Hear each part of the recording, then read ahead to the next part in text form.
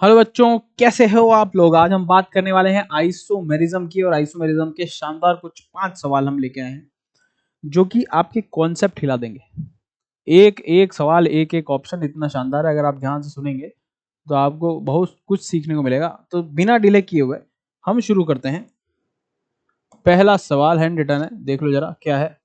Which of the following is incorrectly matched. इनमें से कौन इनकरेक्टली मैच्ड है। तुम्हारे पास देखने के लिए समय है, समय बिताओ, इसको पॉज करना, पॉज करके इसको देखना। मैं साइड में हट जाता हूं एक बार। इस वीडियो को यहाँ पॉज करना और चारों ऑप्शन पढ़ के फिर उसे रिप्लाई करने की कोशिश करना। देखते हैं कितना अच्छे से आप कर पाते हैं, है ना। तो ऑब्वियसली यहाँ आपने पॉज कर लिया होगा और इसे देख लिया होगा, और अब हम करते हैं इसके बारे में डिस्कशन। तो जरा देखें डिस्कशन क्या है।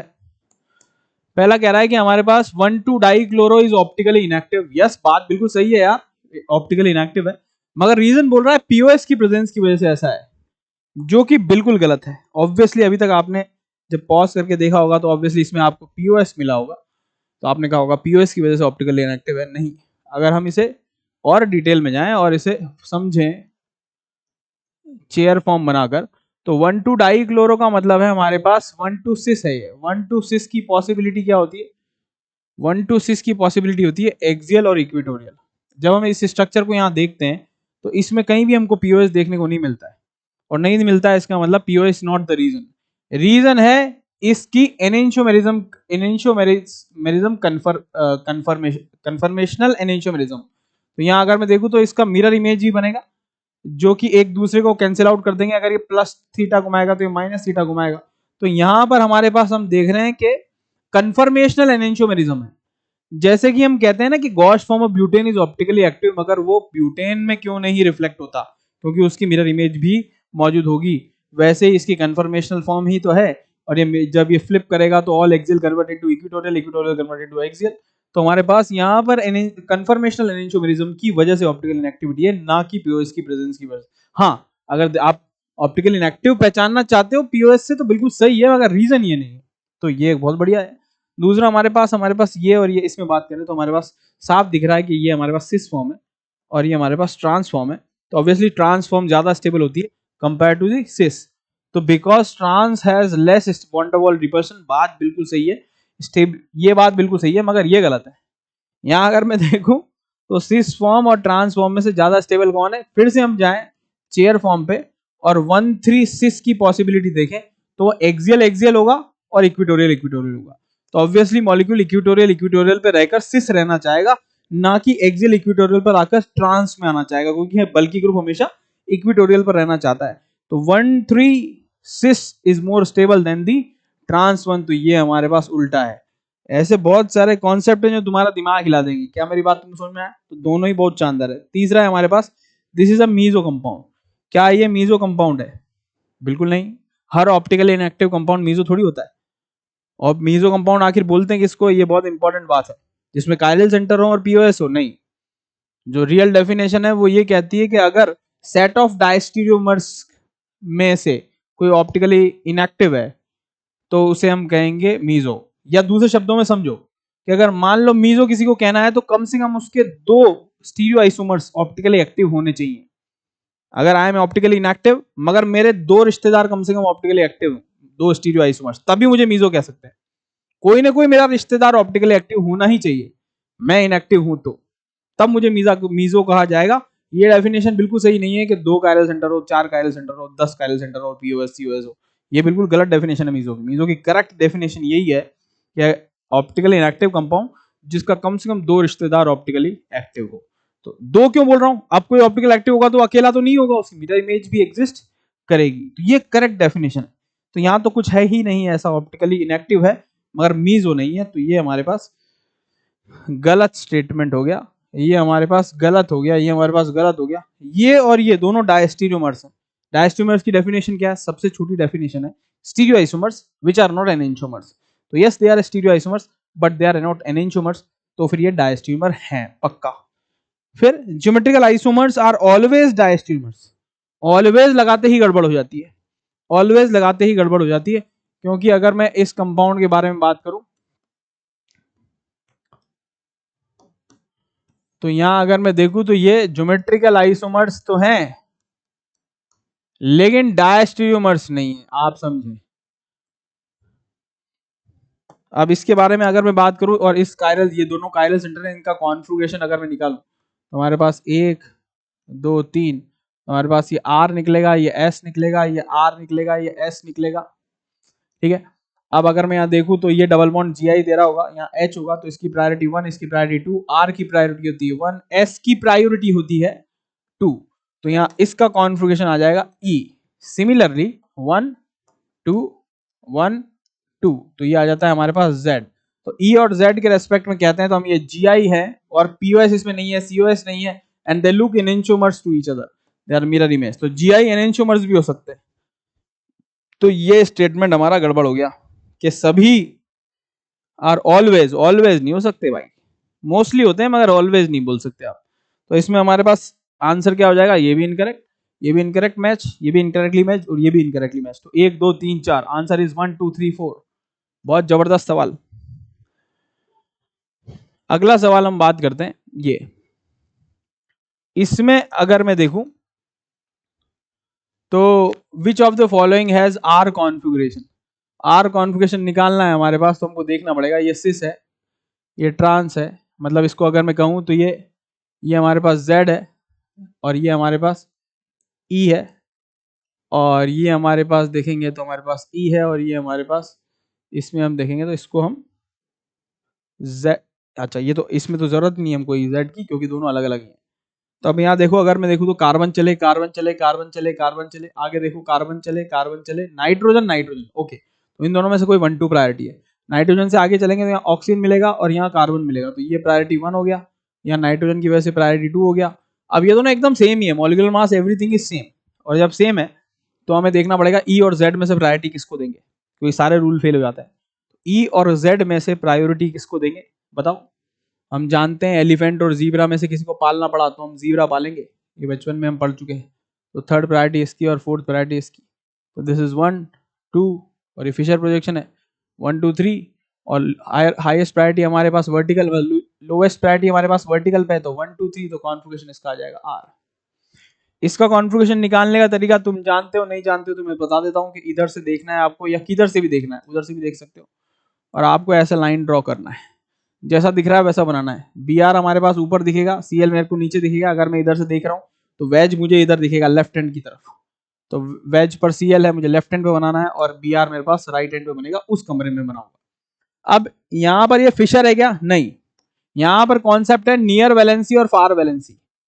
तो मेरे पास जो हॉरिजॉन्टल वैलेंसी है वो नियर वैलेंसी है, और जो वर्टिकल वैलेंसी है ये और ये फार वैलेंसी है, दिस इज फार।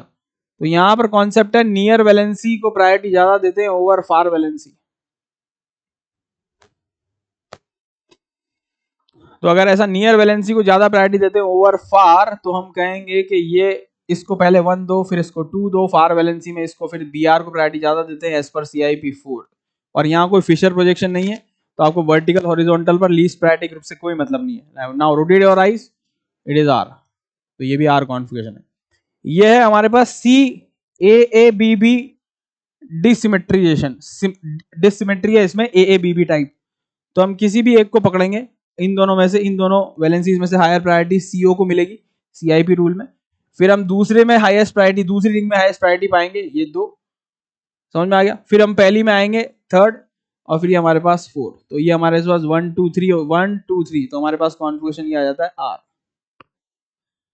तो पहली रिंग में ये हमारे पास CABB टाइप ऑफ डिसिमेट्री है, और इसमें हमारे पास पहली रिंग या तो यहां से शुरू कर सकते हैं या यहां से शुरू कर सकते हैं, तो ये होता तो 1 2 और ये 3 होता, फिर और ये 4 होता, तो भी हमारे पास R ही आता 1 2 3 1 4।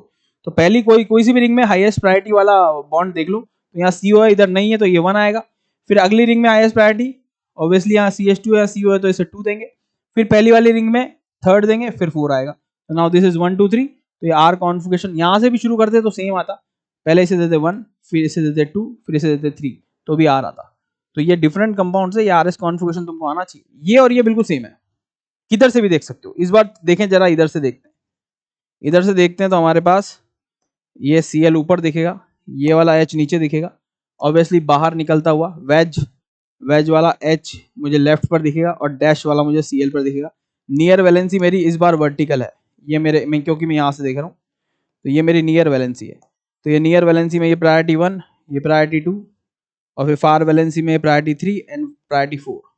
तो 1 2 3, तो कॉन्फ़िगरेशन ये आ जाएगा S। तो हम इसकी बात नहीं कर रहे हैं, तो हमारे पास आंसर हो जाएगा 1 2 3। Answer is 1 2 3। दिमाग खराब हो गया ना, जरा स्लो करके देखना। Which of the following statement is oblique or correct? कौन? दो मीजोफॉर्म एक कंपाउंड की, एक सब्सटेंस की हमेशा डायस्टेरियोमर होगी। तुम्हारे मन में अब आएगा पक्का, इसको रोक लो एक बार, पढ़ लो इसको एक बार, पॉज कर लो, इसको पॉज करके ही करना क्योंकि इट विल टेक टाइम। बहुत बढ़िया बढ़िया स्टेटमेंट है ये।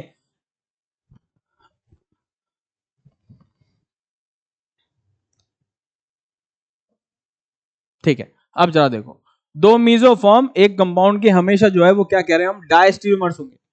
अब तुम्हारे मन में जरूर आ रहा होगा कि सर आइडेंटिकल भी तो हो सकते हैं। मेरी बात सुनो, identical is never a relationship. Relation नहीं है भाई आइडेंटिकल, ये और ये आइडेंटिकल। आइडेंटिकल क्या रिलेशन थोड़ी है, बेवकूफ बनाया गया तुमको, ये दोनों सेम बना के दे दिया और तुम कह रहे हो कि आइडेंटिकल है। Identical never a relationship. Relationship है क्या? रिलेशन है भाई एनेंशियोमरिज्म, डायस्टियोमरिज्म, ये रिलेशन है। ये मैं हूं और ये भी मैं हूं, ये कोई रिलेशन थोड़ी हुआ, समझ रहे हो? तो अगर मैं बात करूं दो मीजोफॉर्म ऑफ अ कंपाउंड, तो इसका मतलब समझा जा रहा है कि दो डिफरेंट फॉर्म होगी ऑब्वियसली। तो जैसे मान लो CH3 CH3, OH OH OH, H ये लिख दिया मैंने, और दूसरा हमने लिख दिया CH3 CH3 OHH HOH OHH। अब देख लो, दोनों में हमें साक्षात दिख रहा है कि इसमें भी POS है और इसमें भी POS है, लेकिन दे आर डायस्टेरियोमर्स। तो बिल्कुल सही है, दो मीजोफॉर्म एक सब्सटेंस की जो है वो कैसी होती है, हमेशा डायस्टेरियोमर्स। एनेंटियोमर्स तो हो भी नहीं सकती ना यार, सिंपल सी बात है, मीजोफॉर्म्स आर ऑप्टिकली इनएक्टिव, तो they can never be enantiomers to each other. तो और रिलेशन होता क्या है दो स्टीरियोआइसोमर्स में, they can either be enantiomers और डायस्टेरियोमर्स, तीसरा रिलेशन ही पॉसिबल नहीं है। No all geometrical isomers are diastereomers, अभी प्रूव करके आए हैं इससे पहली वाली स्लाइड में कि ये गलत है, कभी कभी एनेंटियोमर भी हो जाता है। No two compounds can be enantiomers and diastereomer at the same time, मतलब एक दूसरे के, ये बात बिल्कुल सही है। एनेंटियोमर है तो डायस्टेरियोमर थोड़ी हो सकते हैं। मिरर इमेज है नॉन सुपर इम्पॉसिबल, और मिरर इमेज नहीं भी है, ऐसा थोड़ी हो सकता है। म्यूचुअली एक्सक्लूसिव रिलेशन है एनेंटियोमरिज्म और डायस्टेरियोमरिज्म।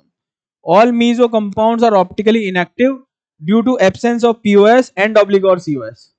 मीजो कंपाउंड ऑप्टिकली इनएक्टिव होते हैं या तो पीओएस प्रेजेंट हो या सीओएस प्रेजेंट हो, बिल्कुल ही नहीं। ये भी तुम्हारा दिमाग हिला देगा, ये भी गलत है, क्योंकि कुछ ऐसे पीओएस और सीओएस तो जुगाड़ है, असल रीजन तो एएओएस है। तो जैसे मान लो हमारे पास ये प्रोडक्ट आ गया, ये क्वेश्चन आ गया, ये Cl Cl Cl और Cl, चार कायरल सेंटर हैं जुड़े हुए ऐसे, ये का चाहे कायरल कायरल कायरल कायरल। तो अगर मैं इसको आर आर आर आर कर सकता हूँ, what are the possibilities, R R R S कर सकता हूँ। ऑब्वियसली इसको आईने में देखूंगा तो एस एस एस एस दिखेगा, इसको आईने में देखूंगा तो आर एस एस एस दिखेगा, और ये तो हो गया हमारे पास एनेंटियोमर्स, ये हो गया हमारे पास एनेंटियोमर्स। अब एक और बचता है बहुत बढ़िया, वो है 2R 2S, ये है मीजो। ना इसमें पीओएस होती है ना इसमें सीओएस होती है, इसमें होती है एएओएस। समझो अब इस बात,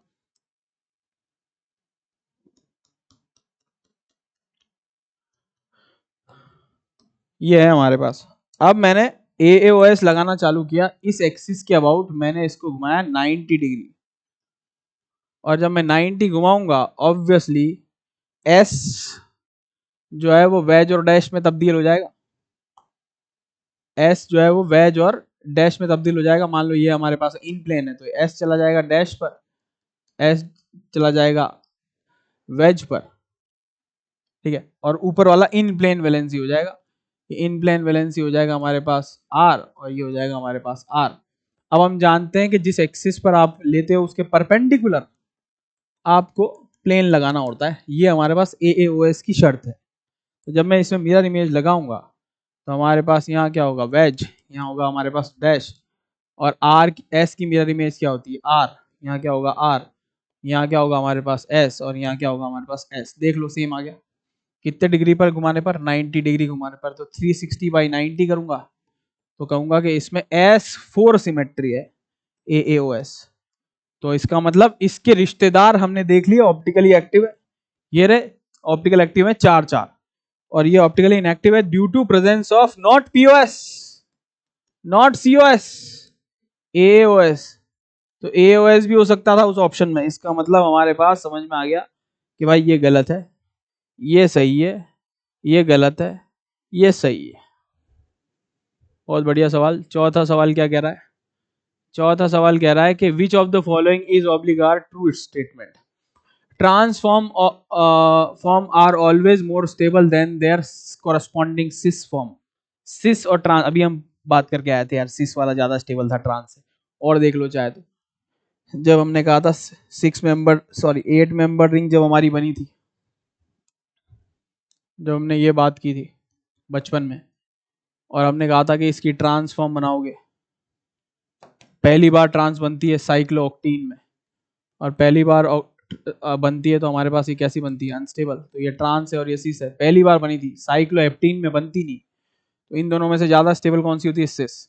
8 9 10 मेंबर साइक्लो एल्कीन जो है वो हमेशा ज्यादा स्टेबल होती है कंपेयर टू दी ट्रांस। तो ये हमारे पास स्टेटमेंट पहला गलत हो गया। दूसरा देखो फिर ब्यूटीफुल सवाल, ये मीजो है क्या? तुमको दिखेगा इसमें COS। देख लो एक बार, देख लो एक बार, देख लो, पॉज कर लो।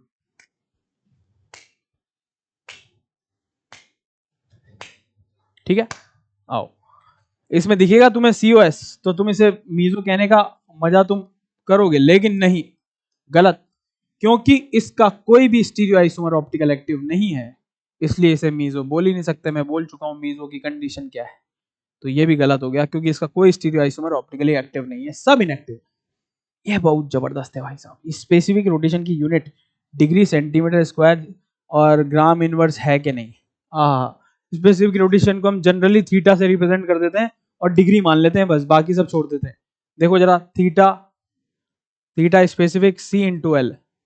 तो हमारे पास थीटा स्पेसिफिक जो है, इसको मैं इधर ले आता हूं, तो हमारे पास आएगा theta by C into L. अब देख लो, थीटा कॉन्सेंट्रेशन ग्राम पर ml, तो इंटू ml आ जाएगा ऊपर, और लेंथ जो है हम लेते हैं डेसीमीटर में, तो डेसीमीटर को हम सेंटीमीटर मान लेते हैं, तो ये हमारे पास सेंटीमीटर आ गया। अब अगर मैं यहाँ लिखूं थीटा और इधर लिख दूं मैं ग्राम इनवर्स, और सेंटीमीटर है हमारे पास है, सेंटीमीटर इनवर्स कर दूं, और इधर जो हमारे पास दे रखा है हमारे पास ml, ml को मैं क्या लिख सकता हूं? Centimetre cube. तो सेंटीमीटर क्यूब अगर मैं देखूं यहां से -1 से मैं माइनस कर दूं 3 को, तो हमारे पास यहाँ आता है ग्राम इनवर्स सेंटीमीटर का स्क्वायर, और थीटा की वजह से डिग्री तो आएगा ही। दिमाग खराब हो गया ना तुम्हारा? सही है। और हम थीटा थीटा बोल के निकल लेते हैं, ये स्पेसिफिक रोटेशन है। ये दिमाग खराब कर देगा तुम्हारे 5 सवाल, तुम्हारी स्टीरियो केमिस्ट्री हिला देंगे। NHDT is optically inactive practically, बिल्कुल सही बात है। NHDT जो है वो प्रैक्टिकली तो कभी भी रोटेशन हमको मिलेगा ही नहीं, and the reason is umbrella inversion, and the reason is umbrella inversion. Umbrella inversion की वजह से भाई साहब ऑप्टिकली इनएक्टिविटी हमको देखने को मिल जाएगी। 5वां सवाल, और इसे आत्मसात कर लें अपने जीवन में, बहुत ही आसान सवाल। Which of the following has more stable Gauss form than their anti form? तो अब मेरी बात सुन लो, अगर तुम्हें नहीं पता है तो मैं बता देता हूँ कि अगर हमारे पास एडजेसेंट पोजीशन है, दोनों तरफ F मिल जाए, दोनों तरफ ऑक्सीजन मिल जाए, और दोनों तरफ CN मिल जाए, या इसका कोई भी कॉम्बिनेशन हमको मिल जाए, तो ऑब्वियसली गॉश फॉर्म ज्यादा स्टेबल होती है देन देयर एंटी फॉर्म। तो 2 F form gosh, 2 OH form gosh hydrogen bonding, 2 CN bond gosh. तो F और CN का क्या रीजन है वो हम पहले भी बात कर चुके हैं, तुम क्लास में भी पढ़े होंगे, मगर मैं बता देता हूँ। कार्बोक्सिलिक कार्बोक्सिलिक हाइड्रोजन बॉन्डिंग कर लेते हैं, लेकिन बेसिक मीडियम में आते ही कहानी ये हो गई कि COO माइनस और CO माइनस, तो हाइड्रोजन बॉन्डिंग जो है वो रिपल्शन में बदल गई, तो ये तो एंटी फॉर्म में ही ज्यादा स्टेबल रहेगा। तो आंसर इज 1 2 3, A 2 3। वाह क्या बात है, 1 2 3। अब क्या रीजन है फ्लोरीन का, तो फ्लोरीन की अगर मैं बात करूं तो वो क्यों गॉश पे रहना चाहता है, तो जरा देखो एफ एच एच और एफ एच और एच, गॉश फॉर्म में रहने का क्या फायदा है, इसको अगर मैं ऐसा पलट के दिखाऊं तो हमें दिख रहा है कि हर एफ के अपोजिट एच है। अब इसमें हमारे पास ऑर्बिटल इंटरेक्शन होता है बहुत बढ़िया, यहां पर हमारे पास ये इलेक्ट्रॉन खींचेगा, इस एच से इलेक्ट्रॉन खींचेगा और खुद जाएगा यहाँ पर हाइपर कॉन्जुगेशन टाइप रिएक्शन करने, मतलब ऑर्बिटल इंटरेक्शन करने। यहाँ हमारे पास F माइनस क्रिएट होता है, बॉन्ड तोड़ लेता है ये, जैसा कि हाइपर कॉन्जुगेशन में होता है, और रिवर्स हाइपर कॉन्जुगेशन और हाइपर कॉन्जुगेशन दोनों मिल गए हैं, और ये बॉन्ड भी टूट जाएगा H प्लस की फॉर्म में, तो यहाँ नेगेटिव चार्ज क्रिएट होगा और यहाँ पॉजिटिव, और ये बॉन्ड फॉर्म हो जाता है। ये हमारे पास होता क्या है जरा देखो, this is bond formation, this is bond breaking, this is bond breaking. तो इस इलेक्ट्रॉन डिस्ट्रीब्यूशन की वजह से, हाइपर कॉन्जुगेशन की वजह से, this form is very stable and the reason is higher electronegativity of fluorine, oxygen and cyanide. ये तीन ही ऐसे काम कर पा रहे हैं, इसीलिए ये इंटरेक्शन वहीं देखने को मिल रहा है। तो हमारे पास ये रिवर्स हाइपर कॉन्जुगेशन का मिक्सचर मिलता है, जिसकी वजह से हमें यहाँ पर gosh form become more stable than the other form. बोलो बात समझ में आ गया? कितना सुंदर सवाल मैंने तुम्हें बनाया, सिखाया। FOCN अगर तुमको दिख रहा है तो गॉश फॉर्म ज्यादा स्टेबल है। मैंने तुमको सिखाया कि ट्रांसफॉर्म हमेशा स्टेबल नहीं होती, जिसका एग्जांपल अभी मैं इससे पहले 1,3 सिस और 1,3 ट्रांसफॉर्म बता चुका हूं। मैंने बताया मीजो को खास कर देखना कि कोई उसका रिश्तेदार ऑप्टिकल एक्टिव है कि नहीं। मैंने तुमको बताया स्पेसिफिक रोटेशन को तुम theta theta theta degree degree degree करते रहते हो, असल जो है वो हमारे पास यूनिट इसकी अलग है। NHDT जो है वो ऑप्टिकल इनएक्टिव है ड्यू टू अम्ब्रेला इन्वर्जन, नया कॉन्सेप्ट है। मैंने तुमको बताया कि जरूरी नहीं है भाई साहब कि आप ये देख के भटक जाओ कि मीजो फॉर्म में POS COS होगा इसलिए वो ऑप्टिकली इनएक्टिव है। नहीं भाई, AAOS भी हो सकता है। उसका एग्जांपल मैं भी तुमको करा क्या है, ये ठीक था। ज्योमेट्रिकल आइसोमर्स डायसोमर्स नहीं होते हैं, कभी कभी एनेंशियोमर्स भी हो जाते हैं, वो मैंने नया सिखाया तुमको। दो मीजो फॉर्म्स जो है वो हमेशा आपस में डायस्टीमर होंगी, क्योंकि identical is not a relation. मैंने तुमको RS निकालने का कुछ नया तरीका बताया, जो एलिन सिस्टम है, जो CAABB टाइप ऑफ डिसिमेट्री है, जिसमें उनमें कैसे नामकरण करना है, तो RS कैसे पहचानना है, रिलेशन कैसे निकालना है। फिर मैंने तुमको सिखाया ये कि भाई इसमें POS नहीं है, दुनिया POS करती रहेगी, तुम मना कर देना। इसमें हमने कहा कि सिस इज मोर स्टेबल क्योंकि EE पर रहना चाहेगा, AE पर क्यों रहेगा। फिर मैंने ये बताया, फिर हमने ये सीखा। बहुत बढ़िया बढ़िया, एकदम शानदार शानदार कॉन्सेप्ट है। बस ये है कि पढ़ के आना पड़ेगा भाई, क्योंकि अपन पढ़ाते थोड़ा जल्दी पढ़ा रहा हूँ, ठीक है, थोड़ा स्लो कर लेना, क्योंकि आज घर जल्दी आना है, इसलिए जो है रिकॉर्डिंग में 5वीं रिकॉर्डिंग थी, इसलिए थोड़ा फास्ट हो गया। तो दिस इट, तुम इंटेलिजेंट लोगे कर ही लोगे, थोड़ा स्लो भी कर लोगे, मगर क्वेश्चन बहुत जानदार है। 5 सवाल ब्यूटीफुली करना, आत्मसात करना अपने जीवन में और अपने नोट्स में उतारना। दिस इट, मिलते हैं अगली क्लास में, तब तक के लिए स्वस्थ रहें, मस्त रहें, bye bye, take care, see you.